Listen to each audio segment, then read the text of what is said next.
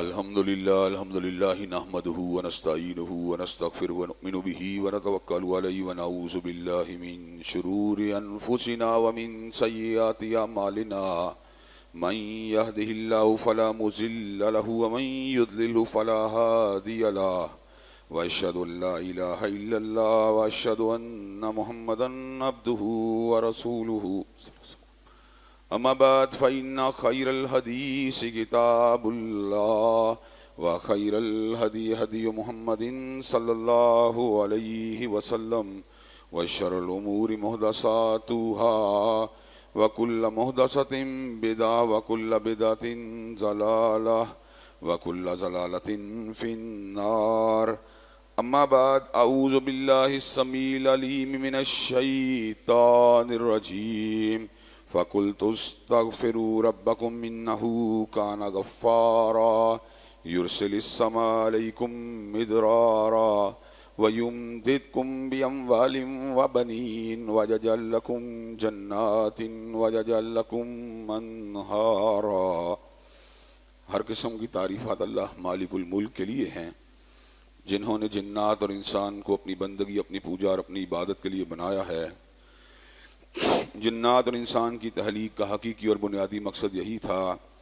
کہ وہ بارگاہ رب العالمین میں آیا کریں، اپنی جبین نیاز کو مالک کائنات کی بارگاہ میں آ کے جھکایا کریں،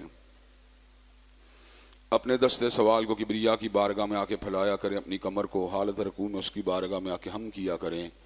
اسی کی تکبیر کی صداؤں کو بلند کیا کریں، اسی کی تحلیل کی آوازوں کو اجاگر کیا کریں، اسی کی تسبیح گیت گایا کریں.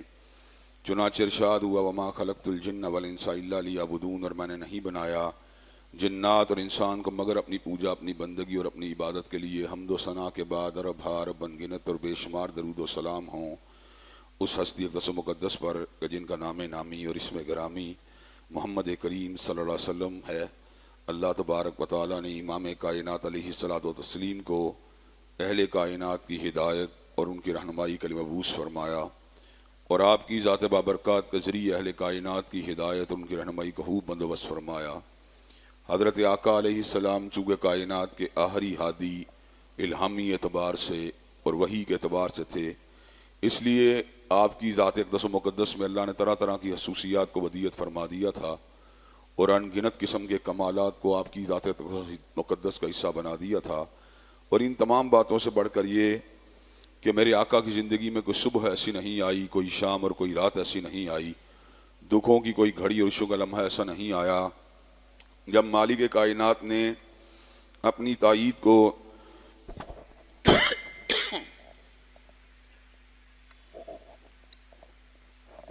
نصرت کو اور حمایت کو آپ کے شامل حال نہ فرمایا ہو. اور ان تمام باتوں سے بڑھ کر یہ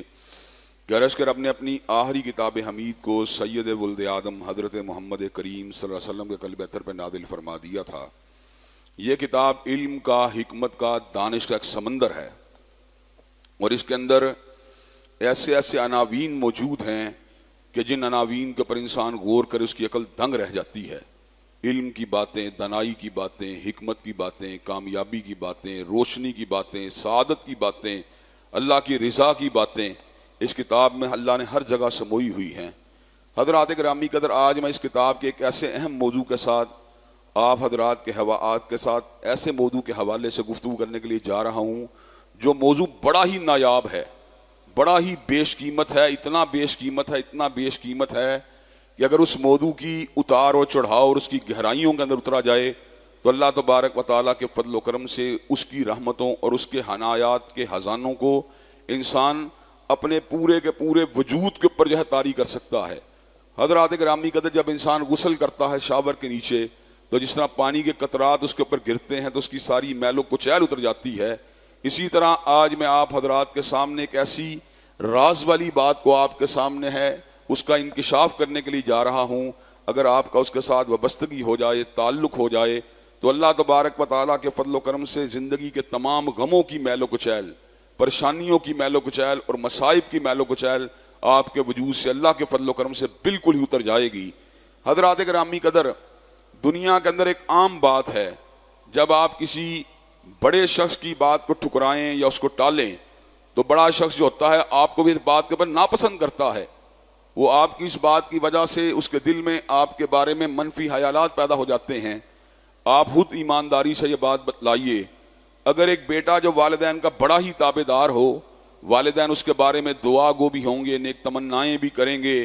اور اس کے بارے میں کامیابی کی دعائیں بھی کریں گے، اس کے بچوں کے ساتھ بھی پیار کریں گے، اس کی بیوی کے ساتھ بھی پیار کریں گے، اور اس کے مد مقابل ایک بچہ ہو جو بڑا ہی نافرمان ہو، والدین کو بات بے بات ستاتا ہو، تنگ کرتا ہو اور ان کو اذیتیں دیتا ہو، حضرات گرامی قدر خون کا رشتہ ہونے کے باوجود بھی والدین اس سے کراہت محسوس کرتے ہیں اور کہتے ہیں نہ جانے یہ کہاں سے آ گیا ہے۔ کئی مرتبہ کہتے ہیں اللہ اس کو ہدایت دے، اور کئی مرتبہ غصے میں آ کے مائیں یہ بھی کہہ جاتے ہیں اللہ تیرا بیڑا غرق کرے۔ حضرات گرامی قدر ایسا کیوں ہوتا ہے؟ ایسا اس لیے ہوتا ہے کہ ہر انسان میں اللہ تبارک و تعالیٰ نے ایک ایسی چیز ودیت کی ہے کہ وہ اگر کسی کو جائز چیز کی تلقین کر رہا ہو اور اس کی جائز تلقین کو نظر انداز کر دیا جائے تو اس کو اس بات کے اوپر بڑا ہی غصہ آتا ہے۔ حضرات گرامی قدر حکمران ایماندار ہو، دیانتدار ہو تب بھی، اور اگر ظالم و جابر ہو تب بھی، اگر وہ کسی چیز کا اجرا کر دے، کسی چیز کو قانون کے طور پہ پیش کر دے، اس قانون سے جب انحراف کیا جاتا ہے تو حاکم وقت اور اس کے کرندوں کو بھی بڑا ہی غصہ آتا ہے۔ وہ اس حوالے سے انسان کے اوپر پینلٹیز کو لگاتے ہیں، جیل خانوں میں پھینک دیتے ہیں، ہتھکڑیاں لگا دیتے ہیں۔ ہمارے سامنے اس طرح کی مثالیں موجود ہیں۔ سیاست کے اندر اپنے سیاسی مخالفین کو کس طرح اٹھا کے جیلوں میں پھینک دیا جاتا ہے، کس انداز سے ان کے اوپر سزائیں لاگو کی جاتی ہیں، ان کے اوپر مقدمات بنائے جاتے ہیں۔ تو حضرات گرامی قدر یہ ایک فطری بات ہے کہ جب بھی کسی کے امر سے انحراف کیا جائے گا وہ اپنی حیثیت کے مطابق غصے میں آئے گا، برہم ہو جائے گا۔ حضرات گرامی قدر یہ ایک ایسی فطرت ہے جس کو اللہ تبارک و تعالیٰ نے جہاں پر انسانوں کے لیے جاری و ساری کیا ہے، وہاں پر اللہ تبارک و تعالیٰ نے اپنی سنت کے اندر بھی اس بات کو رکھا ہے کہ جب انسان اس حاکم کی اور اس بادشاہ کی، اس شہنشاہ کے احکامات کی مخالفت کرتا ہے تو اللہ بھی غضبناک ہو جاتے ہیں۔ اللہ کو بھی بڑا ہی غصہ آتا ہے کہ میں نے چیز کا حکم دیا لیکن بندہ میرا ہونے کے باوجود جو ہے میری بات کو نہیں مان رہا۔ حضرات گرامی قدر حاکموں نے ہمیں پیدا نہیں کیا، نہ ہمیں رزق دیتے ہیں، نہ ہمارا کاروبار چلاتے ہیں، لیکن ان کو اپنی نافرمانی پہ اتنا غصہ اور ہفگی آتی ہے۔ تو سوچنے کی بات یہ ہے جس رب نے ہمیں پیدا کیا، جس رب نے ہمیں آنکھیں دی، دل دیا، دماغ دیا، سوچ و فکر کی صلاحیتیں دی، پکڑنے والا ہاتھ دیا، چلنے والا قدم دیا، وہ بالاولا اس بات کا استحقاق رکھتا ہے کہ اپنے بندوں کی نافرمانیوں کے اوپر ان کے اوپر گرفت کر سکتا ہے۔ حضرات گرامی قدر چنانچہ اللہ تبارک و تعالیٰ نے اس امر کا اعلان فرما دیا، ما اصابکم من مصیبہ فبما کسبت ایدیکم، جتنی بھی مصیبتیں تمہاری زندگی میں آتی ہیں در حقیقت تمہارے اپنے گناہوں کی وجہ سے آتی ہیں۔ اور ساتھ ہی اجتماعی حیثیت سے اللہ تبارک و تعالیٰ نے اس بات کا ذکر فرما دیا، ظہر الفساد فی البر والبحر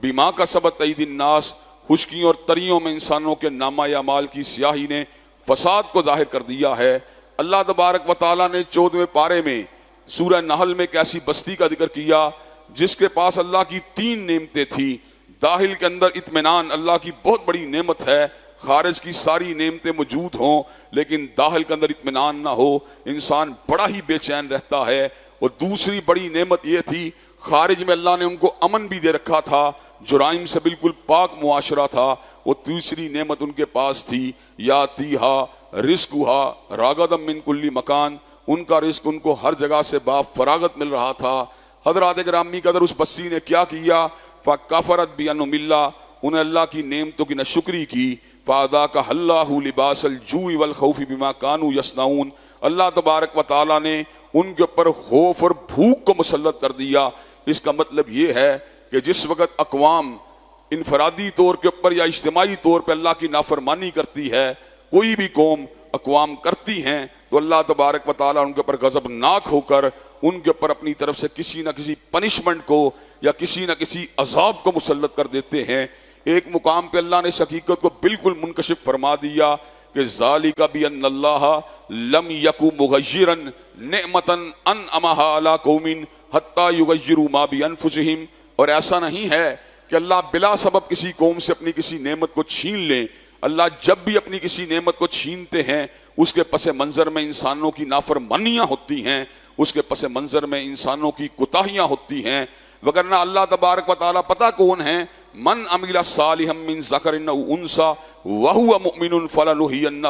حیاۃ طیبۃ، جو بندہ نیک عمل کرتا رہتا ہے اور ایمان کے ساتھ ساتھ اللہ کی تابعداری والے کام کرتا رہتا ہے، فَلَنُحْيِيَنَّهُ حَيَاةً طَيِّبَةً، اللہ تبارک و تعالیٰ اس کو طیب زندگی عطا فرما دیتے ہیں۔ حضرات گرامی قدر سکون والی زندگی اس کو میسر آ جاتی ہے۔ جو اللہ اللہ کرنے والے لوگ ہوتے ہیں، آپ کو پتا ہے رات کو بستر کے اوپر بڑے آرام سے لیٹے ہوتے ہیں اور آنن فانن ان کو نیند آ جاتی ہے۔ حضرات گرامی قدر جنہوں نے اللہ کی نافرمانیاں کی ہوتی ہیں، حاکم بن جائیں، اس کے بعد مالدار بن جائیں، سرمایہ دار بن جائیں، اندر سے اللہ کی گرفت جو کہ بڑی شدید ہے ان کو پکڑے رکھتی ہے، ان کو مروڑے رکھتی ہے۔ اور ہم یہاں تک دیکھتے ہیں کہ دنیا کے اندر بڑے بڑے لیڈر ایسے ہیں جن کو ڈائمنشیا کے امراض موجود ہیں، جن کے اندر ڈپریشن کے حملے ہوتے ہیں، جو انگزائٹی اور بے قراری کا شکار رہتے ہیں، کارڈیک ایڈریما جیسی بیماریاں ان کو اپنی لپیٹ میں لیے رکھتی ہیں، حفقان قلب کا وہ شکار رہتے ہیں،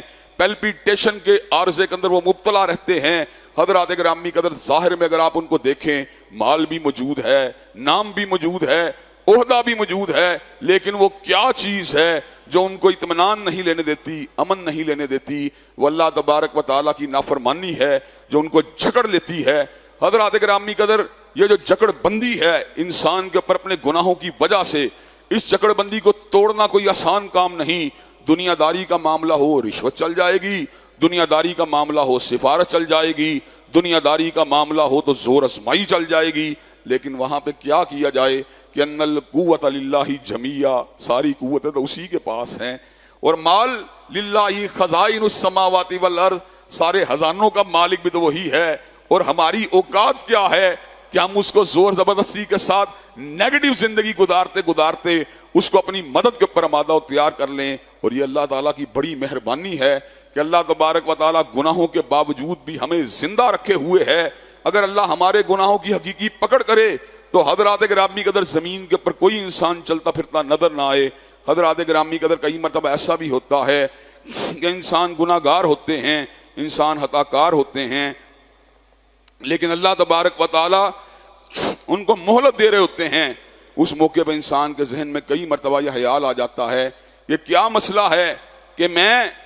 نمازیں بھی ادا کرتا ہوں، فلاں بندہ نمازوں کو بھی ادا نہیں کرتا، وہ پھر بھی پورا من زندگی گزار رہا ہے۔ یہ کیفیت کئی مرتبہ ایسے ہو جاتی ہے کہ میں پاک دامنی کی زندگی گزار رہا ہوں، وہ شراب و کباب میں اپنی زندگی کا دن بتا رہا ہے، پھر بھی وہ آرام سے زندگی گزار رہا ہے۔ یہ وہ چیزیں ہیں جو کئی مرتبہ انسان کو بے چین کرتی ہیں۔ حضرات گرامی قدر اس بے چینی کا تصفیہ کرنے کے لیے میں آپ کے سامنے ایک آیت رکھنے جا رہا ہوں۔ اللہ تبارک و تعالیٰ قرآن مجید میں ارشاد فرماتے ہیں للہ ما فی السماوات و ما فی الارض، اور اللہ ہی کے لیے ہے جو کچھ آسمان و زمینوں میں ہے۔ وَإِن تُبْدُوا مَا فِي أَنفُسِكُمْ أَوْ تُخْفُوهُ، اگر تم اپنے اندر کی بات کو ظاہر کرو یا چھپاؤ،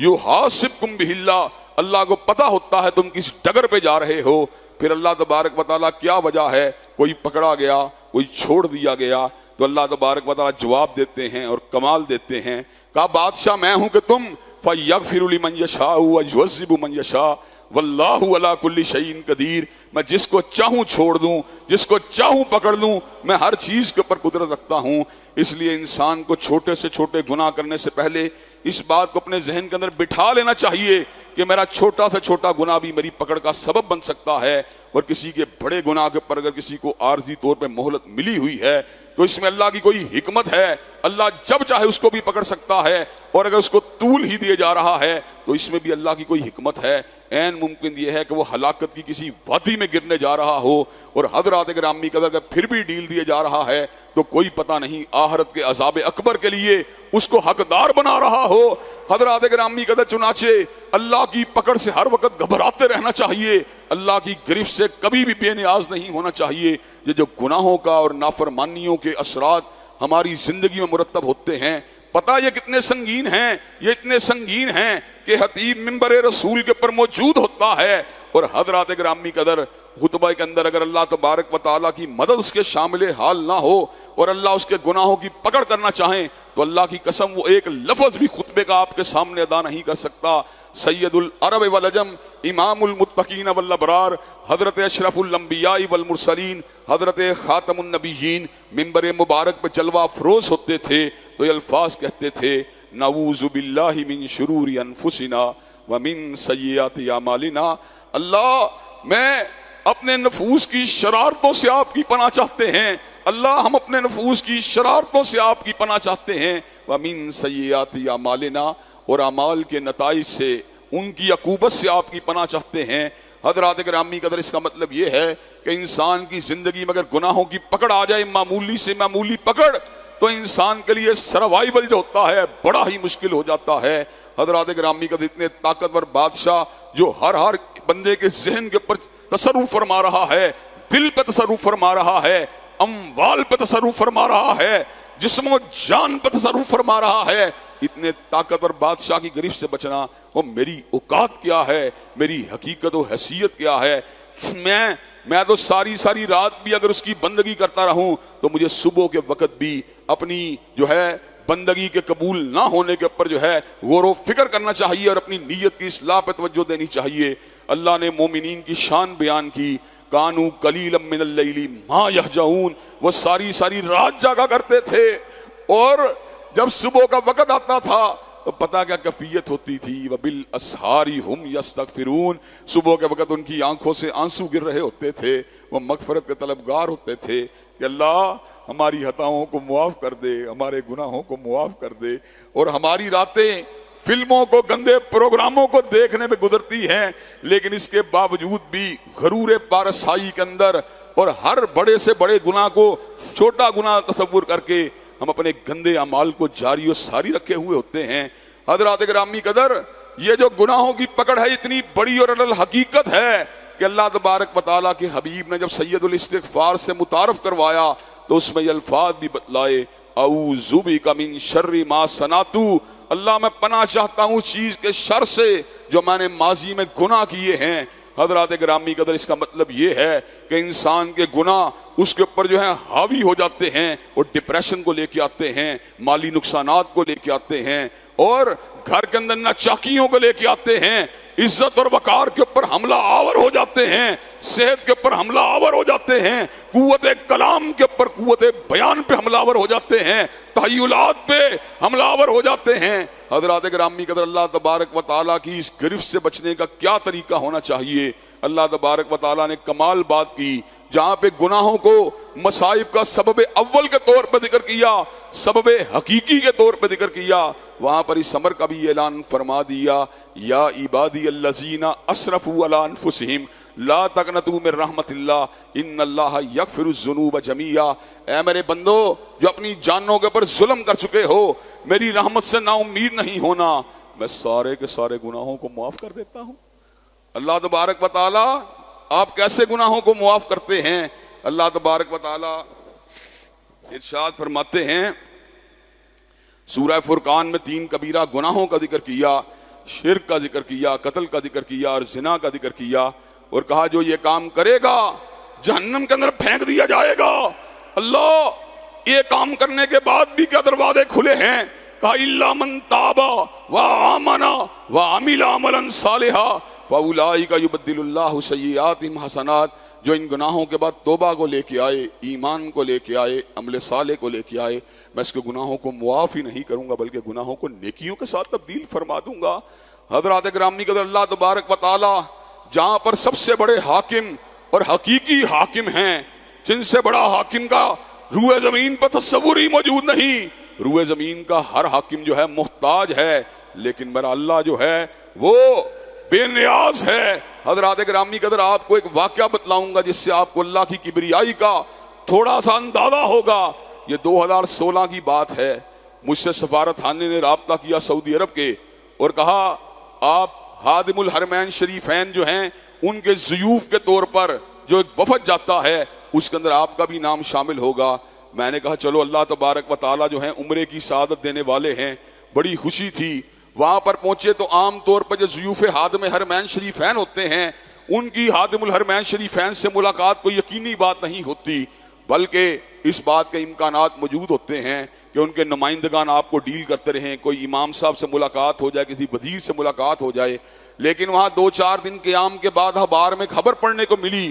کہ خادم الحرمین شریفین سلمان ابن عبدالعزیز جو ہیں وہ مکہ مکرمہ میں تشریف لا رہے ہیں اور ان کے ساتھ ضیوف کے وفد کی ملاقات بھی ہوگی۔ بادشاہ کے ساتھ ملاقات کو کرنا یہ بھی آپ کو پتہ ہے ایک دلچسپ بات ہوتی ہے اور ہر بندے کی خواہش ہوتی ہے کسی بڑے رتبے والے بندے سے، بڑے منصب والے بندے سے ملاقات بھی ہو جائے۔ حضرات گرامی قدر وفد کے اندر 7 لوگ پاکستان سے شامل تھے، 4 لوگوں کو وہاں پہ انوائٹ کیا گیا بادشاہ کے ساتھ جو ہے ڈنر کرنے کے لیے۔ حضرات گرامی قدر ہم نے وہیں پر افطار کی، افطار سے پہلے ہم وہاں پر پہنچ چکے تھے، تقریباً 100-150 کے قریب لوگ جو تھے بادشاہ کے ڈرائنگ روم میں موجود تھے اور سلمان ابن عبدالعزیز ابھی تشریف نہیں لائے تھے۔ حضرات گرامی قدر مجھے واش روم جانے کی حاجت ہوئی، میں واش روم میں پہنچا تو میں نے دیکھا وہاں گولڈ پلیٹڈ ٹوٹیاں لگی ہوئی ہیں، واش روم کا منظر ہی عجیب تھا۔ باہر نکلا، ہال کی چھتوں پہ غور کیا، عجیب منظر تھا، فانوس بڑے عجیب قسم کے، کمکمے بڑے عجیب قسم کی، ان کے اندر ایک بڑی مرغوبیت کا احساس تھا۔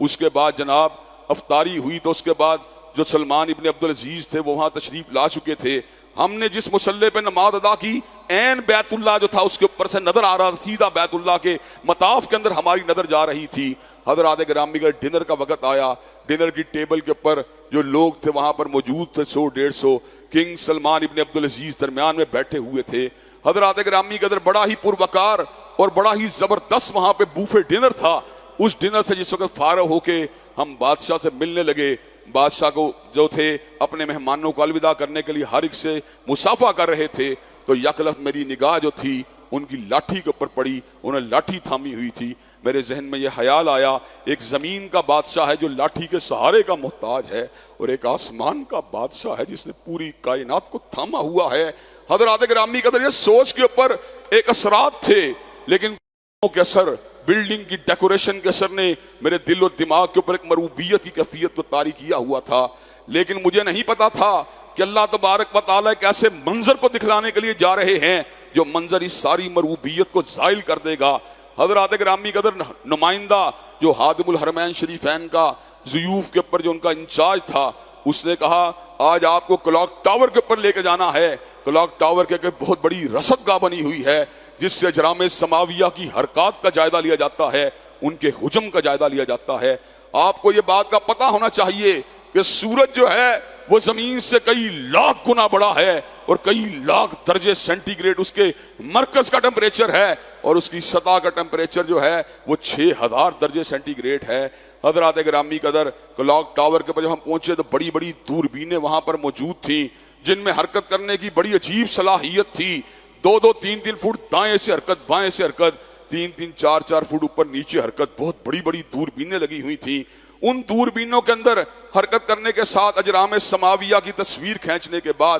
ان کو جو LCD سکرین کے اوپر لگایا جاتا تھا اور اس کو پھر سٹور کر کے اس کی پکچر جو تھی ان کو جو تھا ان کے اوپر غور و خوض کیا جاتا تھا کہ ستارہ کتنا بڑا ہے، کتنا چھوٹا ہے۔ کئی ستارے جو سورج سے کئی ہزار گنا بڑے ہیں وہ بھی آسمان کے اوپر موجود ہیں۔ حضرات گرامی قدر لیکن ایک چیز جس نے میری عقل کو تنگ کر دیا اور مجھے ششدر کر دیا وہ یہ تھا، وہ دوربین جو کہ کئی فٹ یوں اور اس طرح 360 ڈگری کے اوپر روٹیٹ کرنے کی پوزیشن میں تھی۔ حضرات گرامی قدر اس کی 1 ملی میٹر موومنٹ کا ایک منظر جو تھا وہ سامنے LCD سکرین کے اوپر دکھلایا گیا کہ 1 ملی میٹر جب دوربین موو کرتی ہے تو کئی کروڑ ستارے اس کی اس موومنٹ کے اندر سامنے آ جاتے ہیں۔ حضرات گرامی قدر ایک بادشاہ کے کمکموں کا میں نے منظر دیکھا تھا ایک دن پہلے، اور اب میں حی و قیوم کے آسمان کے منظر کو دیکھ رہا تھا، اس کے کروڑوں اجرام سماویہ کی بنائی ہوئی جھلک کو دیکھ رہا تھا۔ میرے ذہن میں یہ خیال آیا زمین کا بادشاہ تو لاٹھی کا محتاج ہے لیکن حی و قیوم بے نیاز ہے۔ میرے ذہن میں اس کے کمکموں کا خیال آیا جو کمکمے جڑے ہوئے تھے۔ پھر مجھے اللہ تبارک و تعالیٰ کے بنائے ہوئے کمکموں میں جب نظر پڑی تو مجھے قرآن مجید کی آیات کا خیال آیا، وَلَقَدْ جَعَلْنَا فِي السَّمَاءِ بُرُوجًا وَزَيَّنَّاهَا لِلنَّاظِرِينَ اِنَّا زَيَّنَّا السَّمَاءَ الدُّنْيَا بِزِينَةٍ الْكَوَاكِبِ۔ حضرات گرامی قدر میرے ذہن میں اس طرح کے خیالات گردش کرتے رہے کہ اللہ تبارک و تعالیٰ اللہ وحدہ لا شریک جو ہیں ان کی بنائی ہوئی کائنات میں جو اس کی صنائی ہے وہ پکار پکار کے اس حی و قیوم کی بلندی اور کبریائی کے احساس کو دلا رہی ہے۔ یہ احساس جب انسان کو صحیح طور پر اس میں بیدار ہو جاتا ہے پھر پتہ کیا کیفیت پیدا ہوتی ہے؟ ان فی خلق السماوات والارض واختلاف اللیل والنہار لآیات لأولی الالباب، بے شک زمین و آسمان کی تخلیق میں اور رات اور دن کے آنے جانے میں نشانیاں عقل والوں کے لیے، الذین یذکرون اللہ قیاما وقعودا وعلی جنوبہم، وہ مومن وہ ہوتے ہیں عقل مند مومن جو اٹھتے بیٹھتے اور اپنے پہلوؤں کے پر اللہ کو یاد کرتے ہیں، وَيَتَفَكَّرُونَ فِي خَلْقِ السَّمَاوَاتِ وَالْأَرْضِ، اور زمین و آسمان کی تخلیق پہ غور کرتے ہیں، کہکشاؤں کو دیکھتے ہیں، دریاؤں کو دیکھتے ہیں، سمندروں کو دیکھتے ہیں، پہاڑوں کو دیکھتے ہیں، اور دیکھ کے پوری کائنات پہ غور و فکر کرنے کے بعد ان کے تخیل میں یہ احساس ابھرتا ہے کہ پروردگار عالم تیری کائنات اتنی بڑی ہے، تو خود کتنا بڑا ہوگا۔ حضرات گرامی قدر، اس احساس سے اپنی عبادات چھوٹی نظر آنا شروع ہو جاتی ہیں۔ جب عبادات چھوٹی نظر آتی ہیں تو انسان کے لبوں سے الفاظ نکلتے ہیں، ربنا ما خلقت ھذا باطلا سبحانک فقنا عذاب النار، پروردگار عالم تو نے جو کچھ بھی بنایا ہے باطل نہیں بنایا، لیکن میری عبادات، میری اوقات، میرے اعمال کی حقیقت کچھ بھی نہیں ہے، سبحانک فقنا عذاب النار، تیری ذات بڑی پاک ہے، مجھے آگ کے عذاب سے بچا لینا۔ حضرات گرامی قدر، کبھی آپ نے اس بات پہ غور کیا جب ہم نمازوں کو ادا کر رہے ہوتے ہیں تو نماز کو ادا کرنے کے بعد اللہ اکبر استغفر اللہ کے الفاظ کا مطلب کیا ہوتا ہے؟ کہ میری نماز کوشش کے باوجود بہت چھوٹی تھی، اللہ مجھے معاف کر دے، اللہ مجھے معاف کر دے، میں حق بندگی کو ادا نہ کر سکا۔ حضرات گرامی قدر، یہ جو استغفار کا اللہ کے ساتھ جب لنک بنتا ہے تو پھر پتہ کیا ہوتا ہے؟ مصائب چھٹ جاتے ہیں، ان کی جگہ راحتیں لے لیتی ہیں، غربت چھٹ جاتی ہے، اس کی جگہ امارت لے لیتی ہے، بے اولادی جو ہے اس اولاد سے محرومی کی جو آزمائش ہے جو چھٹ جاتی ہے، اس کی جگہ اولاد کی نعمت لے لیتی ہے، بنجر زمینیں آباد ہو جاتی ہیں، خشک دریا رواں ہو جاتے ہیں۔ حضرات گرامی اللہ نے خود اعلان فرما دیا، فَقُلْتُ اسْتَغْفِرُوا رَبَّكُمْ إِنَّهُ كَانَ غَفَّارًا۔ حضرت نوح نے کہا تھا اپنے پروردگار عالم سے اپنے گناہوں کی معافی مانگا کرو، وہ بخشنے والا غفار ہے۔ یرسل السماء علیکم مدرارا، اگر تم نے ایسا کیا وہ فراواں بارشوں کا نزول فرمائے گا، وَيُمْدِدْكُمْ بِأَمْوَالٍ وَبَنِينَ، تمہارے مال کو بھی بڑھا دے گا، تمہارے بیٹوں کو بھی بڑھا دے گا، وَيَجْعَلْ لَكُمْ جَنَّاتٍ وَيَجْعَلْ لَكُمْ أَنْهَارًا، تمہارے لیے باغات کو بھی آباد کر دے گا، نہروں کو بھی رواں فرما دے گا۔ حضرات گرامی قدر، استغفار کا کرنا اور گناہ پہ توبہ کا کرنا یہ اللہ کو بڑا ہی پسند ہے۔ جب انسان اس پسندیدہ عمل کو کرتا ہے تو انسان کی کلفتیں مٹ جاتی ہیں اور کامیابی اور راحت کے دروازے کھل جاتے ہیں۔ اور آج میں آپ کو اس حقیقت سے بھی آگاہ کرنا چاہتا ہوں، کبھی گھر کے اندر کوئی تالا خراب ہو جائے تو لاک ماسٹر کو بلایا جاتا ہے۔ لاک ماسٹر وہاں پہ ایک یونیورسل کی ہوتی ہے اس کے پاس، یا ماسٹر کی ہوتی ہے، وہ اس کو دروازے میں لگاتا ہے، کوئی بھی لاک میں لگائیں دروازہ کھل جاتا ہے۔ ماسٹر کی کو لگانے کے ساتھ حضرات گرامی قدر، استغفار ایک ماسٹر کی کا نام ہے۔ جس زندگی کے اندر ڈپریشن ہو، استغفار کی چابی لگائیں، ڈپریشن دور ہو جائے گا۔ انگزائٹی ہو،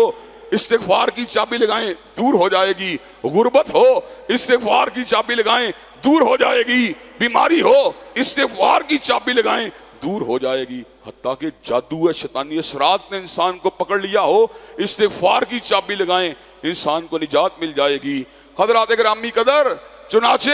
انبیاء علیہم السلام ہمیشہ استغفار کے ساتھ تمسک کو اختیار کرتے رہے۔ حضرت رسول اللہ ایک موقع کے اوپر یہ الفاظ 70 مرتبہ کہہ دیا کرتے تھے، رب اغفر لی وتب علی انک انت التواب الغفور، اے میرے پروردگار مجھے معاف کر دے، میری توبہ قبول کر دے، بے شک تو بخشنے والا تواب بھی ہے، تو بخشنے والا غفور بھی ہے۔ حضرات گرامی قدر، اللہ کے انبیاء اونچے مقام پہ فائز تھے، بہت ہی برگزیدہ تھے، لیکن جب گناہ گاروں نے بھی استغفار کے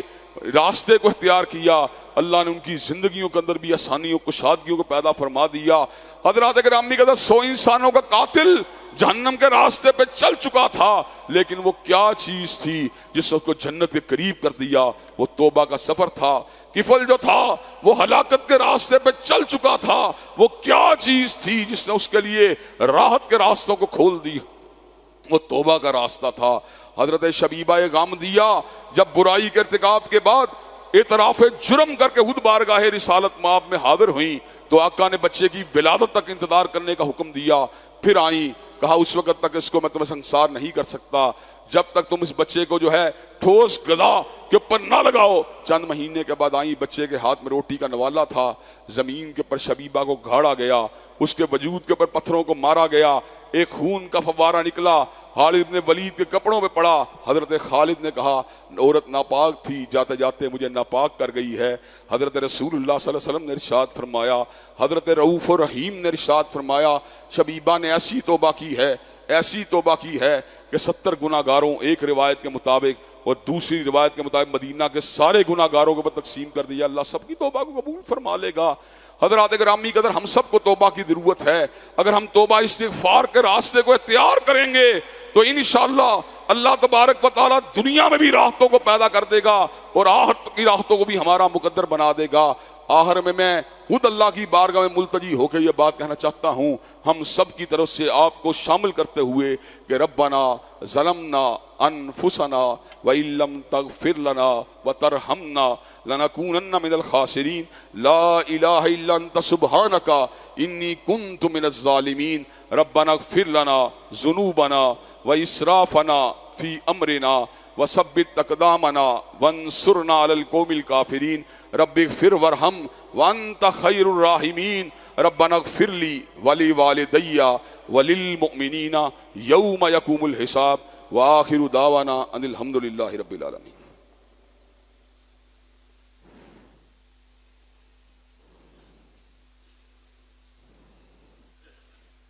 الحمد للہ نحمده ونستعینه ونستغفره ونؤمن به ونتوکل علیہ ونعوذ باللہ من شرور انفسنا ومن سیئات اعمالنا من يهده الله فلا مضل له ومن يضلل فلا هادي له واشهد ان لا اله الا الله واشهد ان محمدا عبده ورسوله اما بعد فان خير الحديث كتاب الله وخير الهدي هدي محمد صلى الله عليه وسلم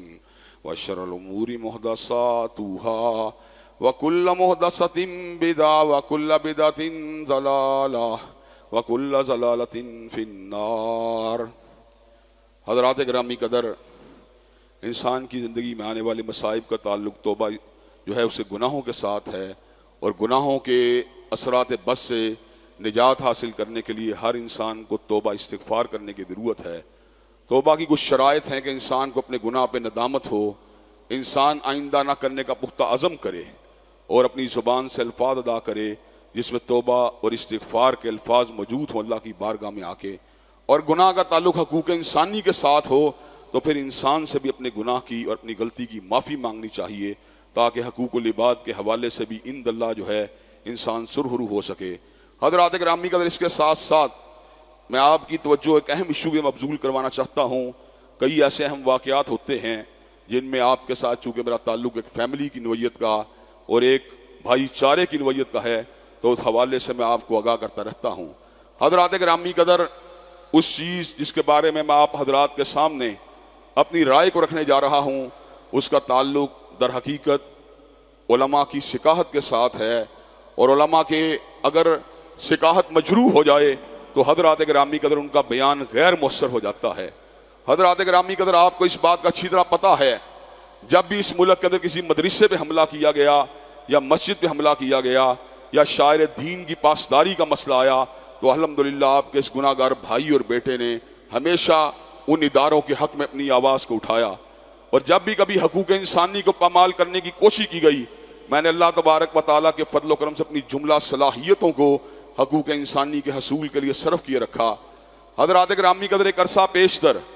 ایک حافظ سمیع الرحمان نامی نوجوان کو کھڑیاں کے اندر بد کرداری کے بعد شہید کر دیا گیا۔ میں ان کے والد قاری حلیل الرحمان کے پاس پہنچا، الحمدللہ اس کے کیس کو لڑا اور اس کے اوپر جتنی بھی انویسٹمنٹ ہو سکتی تھی میں نے اپنی جیب سے کی، اپنے رفقا سے لے کر بھی کچھ، اور خود بھی اپنی جیب سے اس کی مدد کی۔ حجرہ شاہ مقیم کے اندر ایک بچی کو شہید کر دیا گیا، میں اس کی والدہ کے پاس پہنچا اور میں نے حکمرانہ نے وقت سے اس بات کا مطالبہ کیا کہ بچی کے ساتھ جو استحصال والا معاملہ ہوا ہے اس کے اوپر جو ہے مکمل طور پہ حکومت کو ایکشن لینا چاہیے اور مجرم کو قرار واقعی سزا دینی چاہیے۔ حضرات گرامی قدر، آمنہ ضیاء نامی ایک بچی کو گجرانوالہ میں شہید کر دیا گیا، اس کے کیس کے حوالے سے میں نے آواز کو اٹھایا۔ قصور کے اندر جس وقت زینب کو شہید کیا گیا بے دردی کے ساتھ تو حضرات گرامی قدر میں اس کے والد کو جا کے ملا، میں نے اس کو دلاسا دیا اور اس موقع پہ بھرپور طریقے سے آواز کو اٹھایا۔ سندس نامی ایک بچی کو شہید کر دیا گیا، اس کے اوپر بھی جو کچھ ہو سکتا تھا مکمل طریقے سے آواز کو اٹھایا۔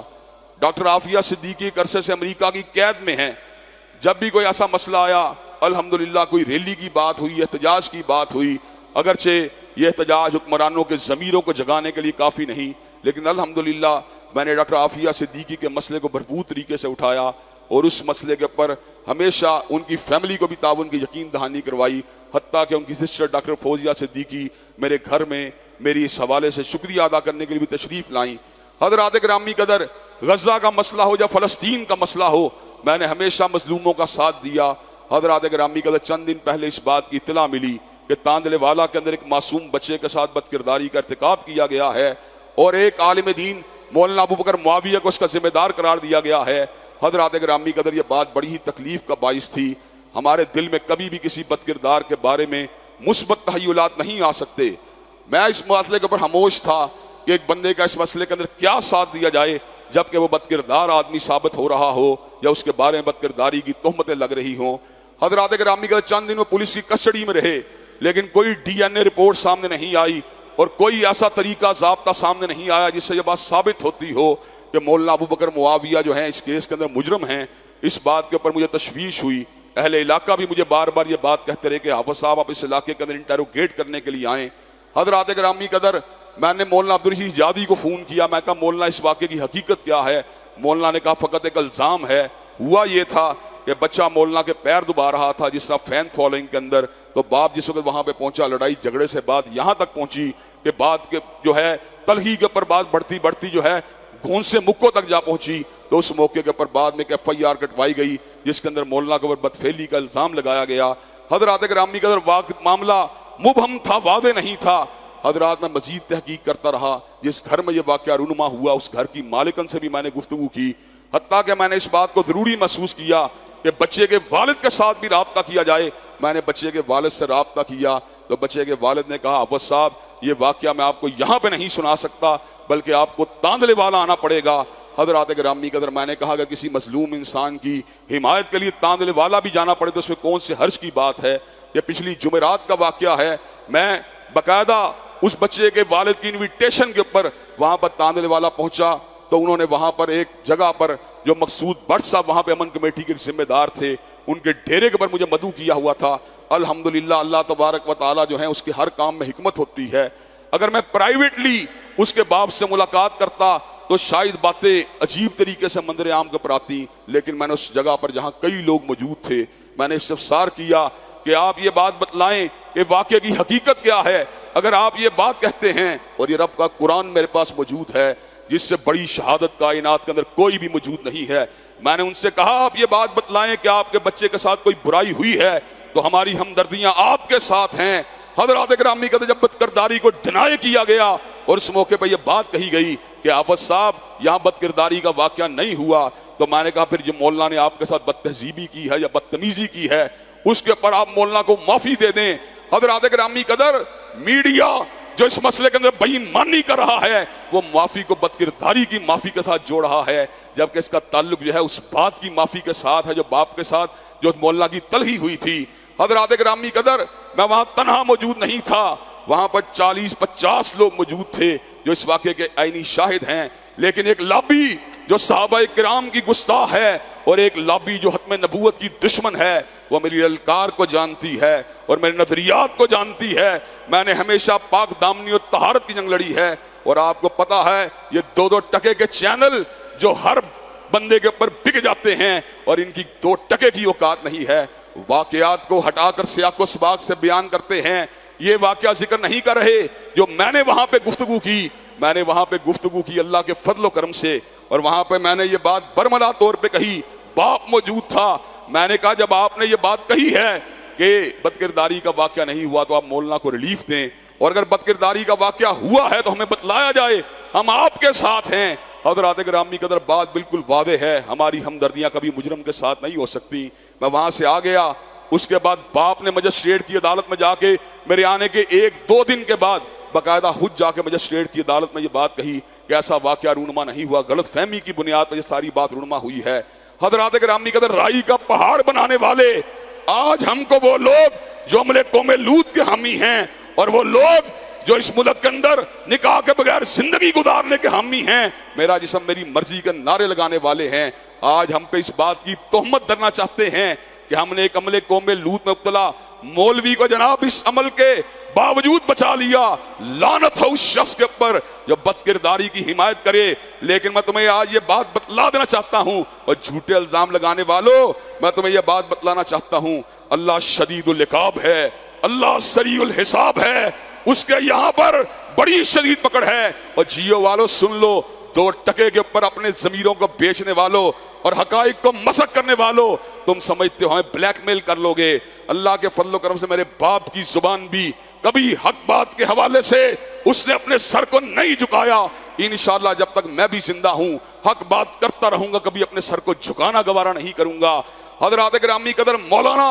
جیل سے 30 دن آزاد ہوئے، اور آزاد ہونے کے بعد انہوں نے مجھ سے رابطہ کیا، کہا حافظ صاحب میں آپ کا شکریہ ادا کرنے کے لیے آنا چاہتا ہوں۔ یہ یاد رہے مولانا کا تعلق نہ تو قرآن و سنہ موومنٹ کے ساتھ تھا، نہ وہ میرے حلقہ احباب میں شامل تھے، نہ وہ میرے رشتہ دار تھے۔ مولانا تشریف لائے، باتوں باتوں میں بات ہوئی، میں نے کہا مولانا ابھی بھی ضمیر پہ ایک چوٹ ہے، کسک ہے، تشنگی ہے، مولانا آپ بتلا دیجئے میں اور آپ تنہائی کے اندر موجود ہیں، کیا اس قسم کے واقعے کے اندر کوئی علامت یا کوئی عنصر یا آپ کی طرف سے کوئی پیش قدمی والی بات موجود تھی؟ مولانا نے قرآن کو اٹھا لیا اور قرآن اٹھا کے یہ بات کہنے لگے، حافظ صاحب اللہ کی قسم میں نے بدکاری نہیں کی، نہ ہی یہ بات جو ہے کپڑے اتارنے والی درست ہے۔ تو میں نے کہا وہ بے غیرت اور بے ضمیر لوگ جو دین کو نہیں مانتے، جو شریعت کو نہیں مانتے، جو طہارت کو نہیں مانتے، جو تزکیے کو نہیں مانتے، ان کے الزامات کو درست مانا جائے یا مولانا کے قرآن کے حلف کو درست مانا جائے؟ جبکہ قرائن بھی شہادت دے رہے ہیں، بچے کا مدعی باپ بھی جو ہے اس کیس سے وڈرا کر چکا ہے۔ لوگ کہتے ہیں میں نے پریشر دیا ہے، میں یہ بات کہتا ہوں اگر یہ بات ثابت کر دی جائے کہ میں نے بچے کے باپ سے حلوت کے اندر کوئی گفتگو کی ہو تو اللہ کی قسم ساری زندگی منبر رسول کے اوپر چڑھنا چھوڑ دوں گا۔ میری حمایت اللہ کے فضل و کرم سے مظلوموں کے ساتھ ہے، میری حمایت اللہ کے فضل و کرم سے مجبوروں کے ساتھ ہے، میری حمایت اللہ کے فضل و کرم سے بے قصوں بے بسوں کے ساتھ ہے۔ میں جب تک زندہ رہوں گا اعلان حق کرتا رہوں گا، مجبوروں کا ساتھ دیتا رہوں گا، اور اگر میرے کسی بھائی کے اوپر جھوٹا الزام لگے میں اس کا دفاع کرتا رہوں گا۔ بکواس کرنے والی عورتیں اور بکواس کرنے والے مرد کہتے ہیں غیر قانونی پرے پنچایت لگائے گئے ہیں، یہ بات بھی میں آپ کو بتلا دینا چاہتا ہوں۔ پہلی بات یہ ہے جو وہاں پہ مجمع اکٹھا کیا وہ بچے کے باپ نے اکٹھا کیا، مجھے بلایا، بچے کے باپ نے بلایا۔ اور حضرات گرامی کا تیسری بات یہ ہے وہ امن کمیٹیاں جو محرم الحرام کے مہینے میں ایک خاص فرقے کو راستہ دینے کے لیے کام کر رہی ہوتی ہیں، کیا ان امن کمیٹیوں کے پاس اتنا بھی اختیار نہیں کہ شہر کے امن و امان کو برقرار رکھنے کے لیے اس قسم کے قضیے کے اوپر غور و فکر کر سکیں؟ امن کمیٹیاں کوئی نجی پرا پنچایت نہیں بلکہ پولیس کی اسسٹنس کے ساتھ کام کرنے والے ادارے ہیں۔ حضرات گرامی قدر، ملک کے اندر اس کا مطلب یہ ہے کہ امن کمیٹیوں کو اس کام پہ لگائے رکھا جائے کہ ایک خاص گروہ کو محرم کے مہینے میں ہم نے پیسے ہی دینا ہے، اور جہاں پر کوئی بگاڑ کی بات کو وہ سالو کرنے کی کوشش کریں وہاں اس کو نجی پرے پنچایت بنا دیا جائے۔ تحریک انصاف کے لبرل لابی کو بھی اس بات پہ غور کرنا چاہیے کہ شہید داؤد بٹ جو وہاں پر پی ٹی آئی کے ٹکٹ ہولڈر تھے وہ بھی اس مقام کے اوپر موجود تھے۔ کوئی حلوت میں ہم نے یہ کام نہیں کیا، جلوت میں کیا ہے، اجالے میں کیا ہے، وہاں پر جناب بیٹھ کے گفتگو کی ہے، 15 سے 20 منٹ وہاں ٹھہرا اور اس کے بعد میں واپس لاہور آ گیا۔ میرا کال لاگ، مجھے یقین ہے اس بات کا، میرا ایک لفظ ایجنسیاں ٹیپ کرتی ہیں، میں وہ بندہ ہوں جس کی طاق میں ہر وقت میرے دشمن رہتے ہیں۔ میرے کال لاگ کو چیک کیا جائے، میرا اس کے بچے کے باپ سے کوئی بھی رابطہ نہیں۔ حضرات گرامی قدر، تھوک پھینکنی چاہیے ان بے ایمان منافقوں کے اوپر جو ایک مظلوم عالم دین کو فقط اس کے نظریات کی وجہ سے بدنام کرنا چاہتے ہیں، اور لعنت ہو ایسے نشریاتی اداروں کے اوپر۔ انشاءاللہ جیو کی حقیقت کیا ہے؟ میر شکیل الرحمان پھنستا ہے، کیمرہ بیچتے ہیں، حافظ صاحب کوئی آواز اٹھانے کے لیے تیار نہیں، آپ آواز اٹھائیں، ہم آواز اٹھاتے ہیں۔ جنگ کے پیپر کی بندش ہو، آواز اٹھائیں، کوئی ساتھ دینے والا نہیں، ہم اٹھاتے ہیں۔ اور اب این جی اوز کے پیسے کھا کے بکواس کر رہا ہے، اور لعنت ہو تیرے اوپر، ہم تجھے 2 ٹکے کی بھی اہمیت نہیں دینے والے، ہم بلیک میل ہونے والے لوگ نہیں، حق پہ ہیں، حق پہ رہیں گے اور حق پہ کھڑے رہیں گے، جیتے جی کبھی بھی سمجھوتا حق کے اوپر نہیں کیا جا سکتا۔ حضرات گرامی قدر، کیا آپ اس حقیقت کے اوپر ہمارا ساتھ دینے کے لیے تیار ہیں؟ انشاءاللہ انشاءاللہ ان اللہ یامر بالعدل والاحسان وایتاء ذی القربى وینہی عن الفحشاء والمنکر والبغی سبحان ربک رب العزۃ عما یصفون والسلام علی المرسلین والحمد للہ رب العالمین۔